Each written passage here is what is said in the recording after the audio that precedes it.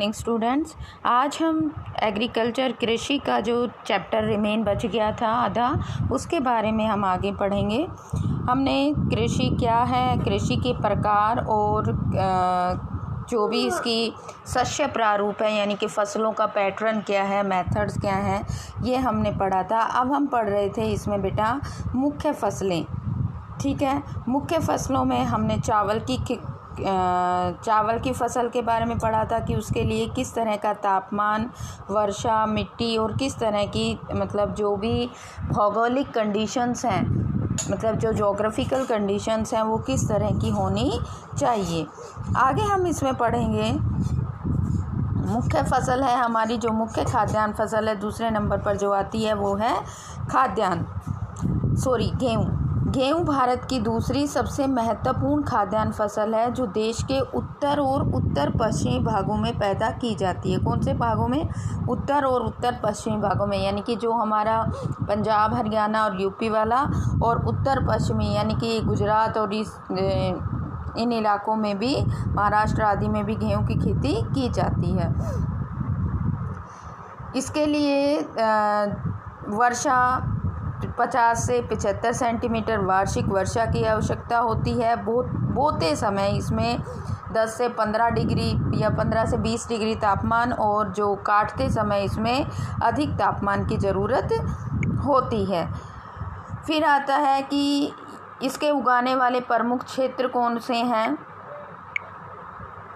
उत्तर पश्चिम में गंगा सतलुज का मैदान और दक्कन का काली मिट्टी वाला प्रदेश इसके प्रमुख उत्पादक क्षेत्र हैं। फिर आता है मोटे अनाज। ज्वार, बाजरा और रागी भारत में उगाए जाने वाले मुख्य मोटे अनाज हैं। इन्हें मोटा अनाज कहा जाता है, परंतु इसमें पोषक तत्वों की मात्रा अत्यधिक होती है।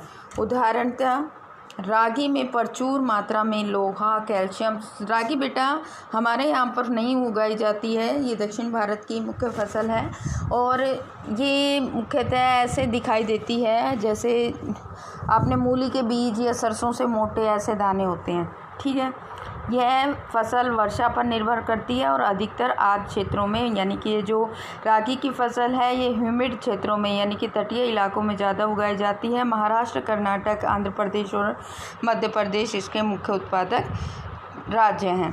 फिर है बाजरा। बाजरा हमारे यहाँ की मुख्य फसल है। बलुआ और उथली काली मिट्टी पर भी उगाया जाता है। राजस्थान, उत्तर प्रदेश, महाराष्ट्र, गुजरात और हरियाणा इसके मुख्य उत्पादक राज्य हैं।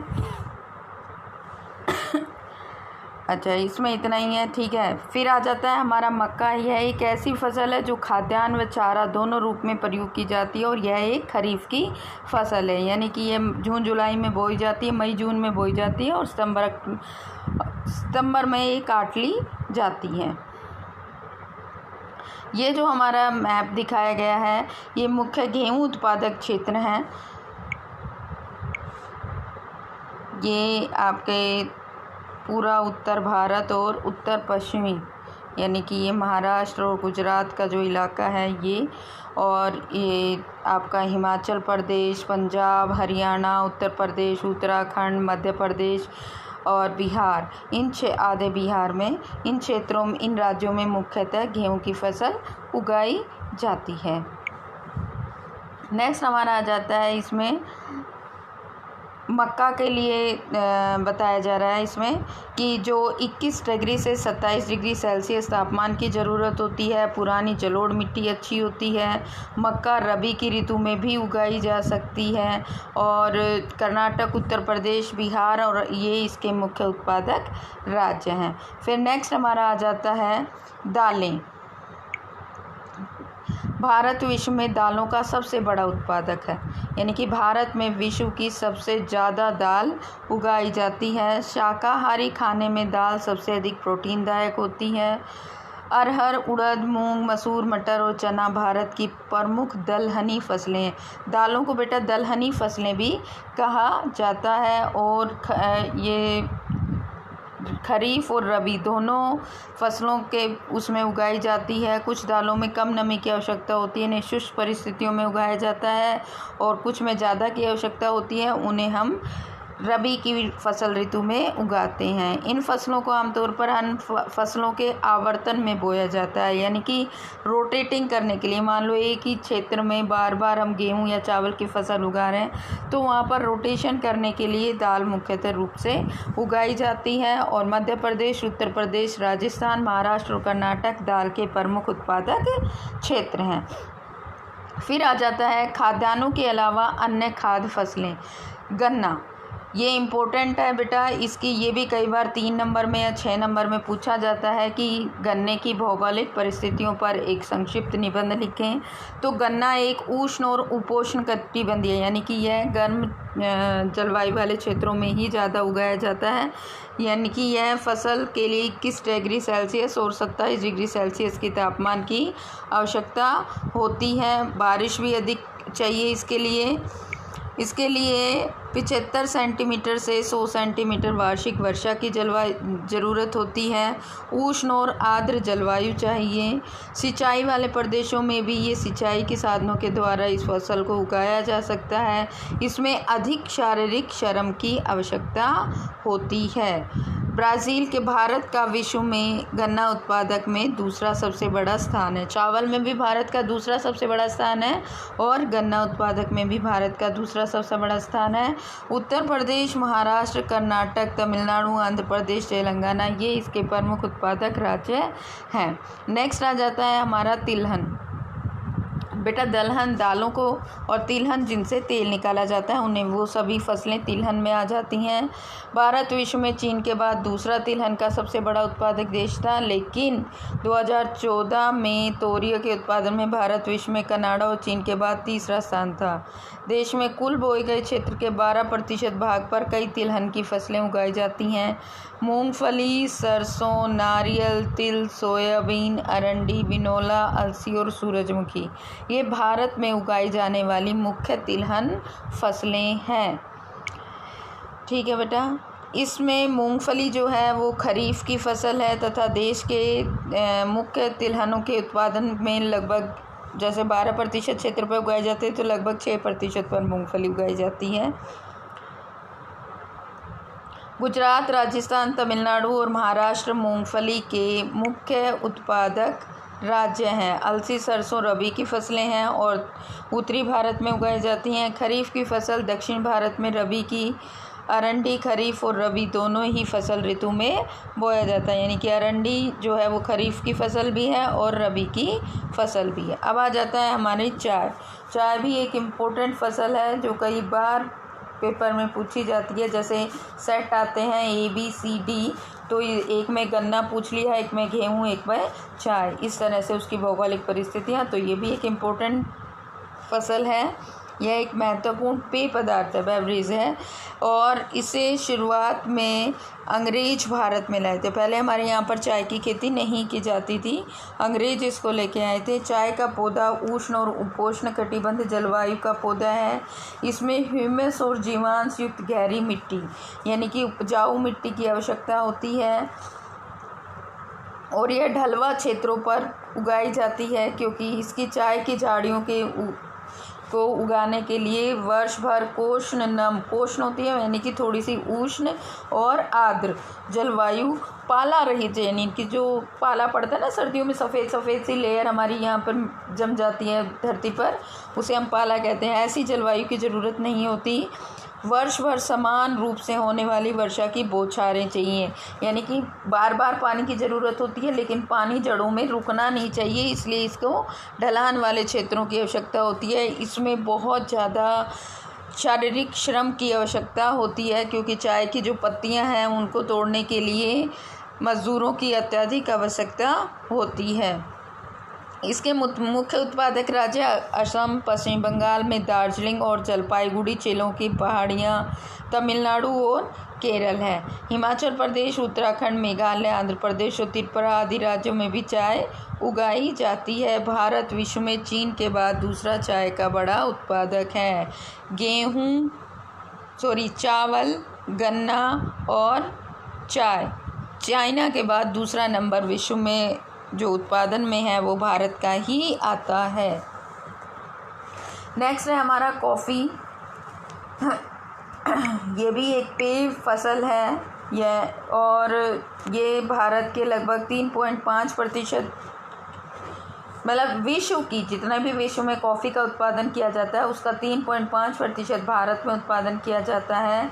और भारत की कॉफ़ी अपनी क्वालिटी यानी कि उसकी गुणवत्ता बहुत अच्छी है, इसलिए ये विश्वविख्यात है। हमारे देश में अरेबिका किस्म की कॉफ़ी पैदा की जाती है जो प्रारंभ में यमन से लाई गई थी। इस किस्म की कॉफ़ी में विश्व भर में बहुत अधिक मांग रहती है और ये दक्षिण भारत में बाबा बुदन की पहाड़ियाँ और नीलगिरी की पहाड़ियों के आसपास कर्नाटक, केरल और तमिलनाडु में कॉफ़ी की खेती की जाती है। नेक्स्ट हमारा आ जाता है बेटा बागवानी फसलें। सन 2014 में भारत का विश्व में फलों और सब्जियों के उत्पादन में चीन के बाद दूसरा स्थान था। फलों और सब्जियों के उत्पादन में भी भारत का चाइना के बाद दूसरा स्थान रहा है। भारत उष्ण और शीतोष्ण कटिबंधीय दोनों प्रकार के फलों का उत्पादक है, क्योंकि जब हम दक्षिण की तरफ जाते हैं तो हमारी उष्ण जलवायु है और हम उत्तर भारत की तरफ यानी कि हिमाचल कश्मीर की तरफ जाते हैं तो हमारी ठंडी जलवायु है। तो इसलिए यहाँ पर दोनों ही किस्म के फल और सब्जियाँ उगाए जाते हैं। महाराष्ट्र, आंध्र प्रदेश, तेलंगाना, उत्तर प्रदेश और पश्चिम बंगाल के आम, नागपुर और चेरापूंजी, मेघालय के संतरे, इस तरह से ये जो मुख्य फल हैं ये हमारे, और जो ठंडे क्षेत्र हैं जैसे जम्मू कश्मीर, हिमाचल प्रदेश, यहाँ के सेब, नाशपाती, खुबानी, अखरोट विश्व में बहुत अधिक प्रसिद्ध हैं और इनकी बहुत अधिक मांग है। भारत विश्व की 13% सब्जियों का उत्पादन करता है। भारत में विश्व की लगभग कितनी प्रतिशत सब्जियां उगाई जाती हैं? 13%। और भारत का मटर, फूल गोभी, प्याज, बंद गोभी, टमाटर, बैंगन और आलू उत्पादन में प्रमुख स्थान है। अब तक तो ये थी सारी खाद्य फसलें। अब आ जाता है बेटा अखाद्य फसलें। रबड़ भूमध्य रेखीय क्षेत्र की फसल है, परंतु विशेष परिस्थितियों में उष्ण और उपोष्ण क्षेत्रों में भी उगाई जाती है। भूमध्य रेखीय क्षेत्र यानी कि जहाँ से इक्वेटोरियल जो हमारी अक्षांशीय रेखा गुजर रही है वहाँ पर, लेकिन यह भारत जैसे 8 डिग्री 4 मिनट से भारत का नीचे से अक्षांशीय विस्तार से, तो भारत में भी इसकी खेती की जाती है।